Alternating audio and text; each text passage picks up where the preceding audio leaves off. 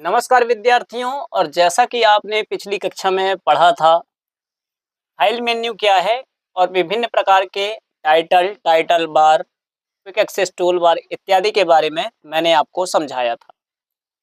Video बड़ा ना हो जाए इसलिए तीसरा वीडियो हमें बनाना पड़ रहा है, उसके लिए मैं क्षमा प्रार्थी हूँ। आइए बिना समय गवाए अब हम शुरू करते हैं।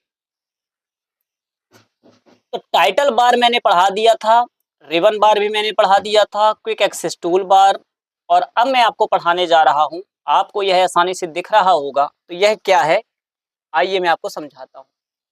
यहां पर देखो, जहां पर लिखा हुआ है I10 और नीचे दिखाई दे रहा होगा नेम बॉक्स, तो इसे कहते हैं नेम बॉक्स। नेम बॉक्स क्या होता है? जिस भी सेल में हमारा कर्सर, हमारा पॉइंटर रहता है, उसे यहां पर प्रदर्शित करता है। जैसे मान लीजिए हमने यहां क्लिक किया तो कॉलम नंबर F और रो नंबर 4, और यहां पर देखो आसानी से नेम बॉक्स में वही चीज दिखाई दे रही है। ठीक है, आसानी से। अब यहां पर यह जो है हमारे सामने, ये पूरे के पूरे ये क्या है? ये कॉलम बार कहलाता है। अर्थात कॉलम बार अर्थात जहां पर कॉलम की जानकारी दी जाती है उसे कॉलम बार कहते हैं। जैसे ए, जैसे हम यदि ए में क्लिक करेंगे तो आप देखो ये पूरा का पूरा, ये सारे के सारे कॉलम्स हमारे सामने सेलेक्ट हो गए हैं। इसी प्रकार यदि हम जी या जे या किसी भी कॉलम बार में से किसी भी एक कॉलम को हम जैसे क्लिक करेंगे, हमारे सामने विभिन्न प्रकार के कॉलम्स यहाँ पर उपस्थित हो जाएंगे, आसानी से हमें दिखाई दिए जाने लगेंगे। आपको समझ में आ गया होगा। तो कॉलम्स बार से हमें कॉलम्स की जानकारी मिलती है। कॉलम के साथ साथ रॉ होता है, इसे कहते हैं रॉ बार।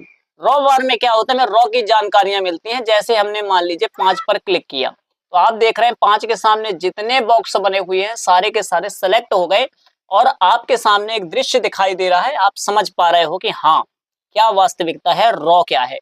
इसी प्रकार यदि हम अदर रॉ को क्लिक करें तो हमारे सामने सेम ऐसी ही सिचुएशन आएगी। तो आप समझ गए होंगे कि कॉलम्स और रॉ किसे कहते हैं। ठीक है, अब ये जो कॉलम्स होते हैं और ये जो रॉ होते हैं, जहां आपस में ये मिलते हैं उस इकाई को कहते हैं हम सेल। जैसे ये, ठीक है, तो यहाँ पर F जो है यहाँ तक कॉलम जा रहा था और H जो है ये 8 नंबर का जो 8 है यहाँ पर रॉ जा रहा था।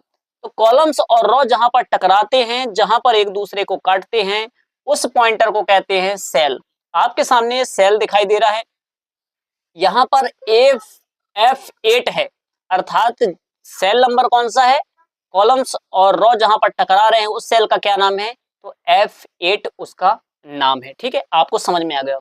यदि हमारे मन में ये भी इच्छा होगी कि इस वर्कशीट में कितने रो है, कितने कॉलम्स है, तो इसकी जानकारी के लिए क्या करना पड़ेगा? आपको अपना पॉइंटर इधर लाना पड़ेगा और आप यहाँ क्लिक करो।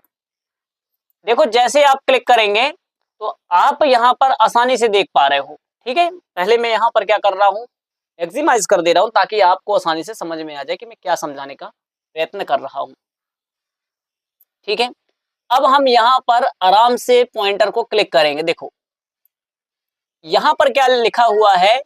10,48,576। आर का मतलब रॉ है, अर्थात हमारे इस वर्कशीट में टोटल जो रॉ की काउंटिंग है वो कितनी है? 10,48,576 रॉ। और यहाँ पर जो कॉलम्स दिया हुआ है, सी मतलब कॉलम्स, तो कितने हैं टोटल? ये तो 16,384 सेल है हमारे इस वर्क शीट में। आप, ठीक है, आपको आसानी से समझ में आ गया होगा। अब मैं आपको कुछ विशेष जानकारियां देना चाहूंगा। आप यहाँ पर देख पा रहे हैं, इसे कहते हैं वर्कशीट। तो क्या एक ही वर्कशीट है? नहीं, हम और भी वर्कशीटों को इसमें ऐड आसानी से कर सकते हैं। कैसे? जैसे आपके पास यहाँ पर लिखा worksheet number 1, sheet number 2, sheet number 3। आप यहाँ पर देखो गौर से, यदि आप यहाँ पर देखेंगे तो यहाँ लिखा हुआ है इंसर्ट वर्कशीट। ठीक है, इंसर्ट वर्कशीट लिखा हुआ है। और यहाँ पर एक चीज और गौर से देखो, शिफ्ट प्लस F11 लिखा हुआ है। ठीक है, यदि हम इस पे क्लिक करेंगे तो हमारे पास एक एक्स्ट्रा वर्कशीट इसमें ऐड हो जाएगी। कैसे? ऐसे देखो, हमने क्लिक किया, ये ऐड हो गई। और हम चाहें तो शिफ्ट के साथ, उसने कहा था शिफ्ट के साथ F11 क्लिक करके भी हम ये देखो वर्कशीट आसानी से इसमें जोड़ सकते हैं। आपको आ गया होगा समझ में आसानी से। अब हम क्या करेंगे, यदि हमने तो अभी जोड़ा सीखा, अब हम इसे डिलीट करना सीखेंगे। इसमें क्या करना है, आपको राइट बटन क्लिक करना है।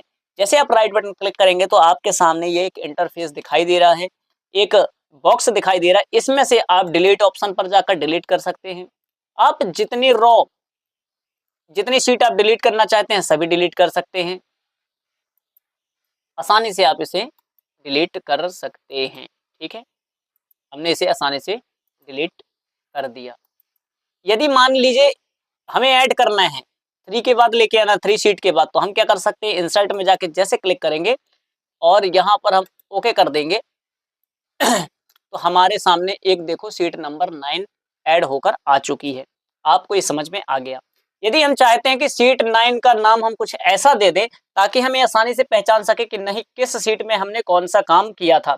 ठीक है, इसके लिए क्या करेंगे, इसके लिए बड़ा ही आसान तरीका है। आप इसमें राइट क्लिक करेंगे और यहाँ पर आप जाएंगे, रीनेम ऑप्शन दिया होगा, रीनेम ऑप्शन आपको स्पष्ट दिख रहा है, आप इसे क्लिक करेंगे और उसके बाद आपके पास देखो यहाँ पर शो कर रहा है। ठीक है, अब यहाँ पर आसानी से हमारे पास शो कर रहा है, तो हम क्या कर सकते हैं, इसको हटाकर इसका नाम दे देते हैं, मान लीजिए रानी नाम दे देते हैं। ठीक है, इसे आसानी से हम रानी नाम दे देते हैं।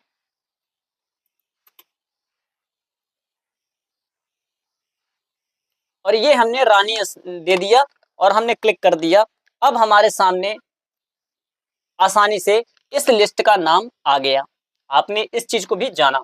आइए अब आगे चलते हैं। यहाँ पर देखो, यहाँ पर एक जूम लेवल लगा हुआ है। ठीक है, तो जूम इन करेंगे तो हमारे सामने क्या होगा, जहां पर हमारा कर्सर रखा होगा वहां का साइज बढ़ता जाएगा। ये देखो बढ़ता जा रहा है।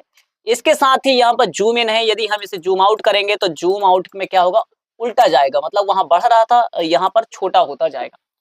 अब हम क्या कर सकते हैं, मान लीजिए हमारा कर्सर अंतिम पोजीशन में ले जाना है, अर्थात रो की जो अंतिम काउंट है, जो सबसे लास्ट रो है वहां ले जाना है। तब आप क्या करेंगे, आप कंट्रोल क्लिक कीजिए और डाउन जैसे ही आप एरो बटन दाबेंगे तो देखो 10,48,576 रो नंबर में चला गया। इसी प्रकार से यदि मान लीजिए हम कंट्रोल के साथ यदि राइट बटन क्लिक कर देंगे, अर्थात राइट एरो, तो आप देखेंगे कि देखो सबसे अंतिम जो 16,000 जो हिस्सा होता है उसके पास पहुंच गए। अब मान लीजिए कई बार क्या होता है, हम बहुत सारे बीच में फंस गए कि हमने 2-3 हजार सीटें बना दी, अब हमें 1 नंबर की सीट में जाना है। तब ऐसी कंडीशन में हम क्या करेंगे, इसका सबसे आसान तरीका ये होता है कि कंट्रोल बटन क्लिक कीजिए और आप लेफ्ट बटन जैसे ही क्लिक करेंगे तो देखो वहां पर जो कॉलम नंबर 1 था आसानी से हम उस पर पहुंच गए। इसी प्रकार कंट्रोल के साथ यदि हम अप बटन क्लिक करेंगे, अप एरो क्लिक करेंगे तो 1 नंबर में आसानी से पहुंच गए। आपको ये चीज समझ में आ ही गई होगी। अब आपको एक बहुत ही शानदार चीज बताने जा रहा हूं। यहाँ पर ये जो लिखा हुआ है इसको कहते हैं स्लाइड्स।